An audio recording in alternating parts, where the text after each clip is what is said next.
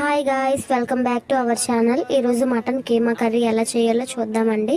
మొదటగా stove on చేసుకొని cooker పెట్టుకొని ఆయిల్ వేసుకోవాలి. ఆయిల్ బాగా హీట్ ఎక్కాక ఆకు, దాల్చిన చెక్క, మిరియాలు, లవంగాలు, యాలకులు, ఉల్లిపాయలు, పచ్చిమిర్చి, కరివేపాకు వేసుకొని ఫ్రై చేసుకోవాలి. ఫ్రై అయిన తర్వాత అల్లం వెల్లుల్లి పేస్ట్ కూడా వేసుకొని బాగా వేపుకోవాలి.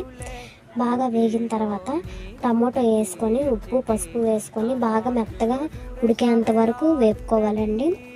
ఉడికిన తర్వాత ముందుగా ఉంది కదా కీమా, అది వేసుకొని బాగా వాటర్ ఇంకేంత వరకు ఫ్రై చేసుకోవాలి. తర్వాత కారం వేసుకొని వాటర్ వేసుకొని ఒక 5 విజిల్స్ పెట్టుకోవాలండి.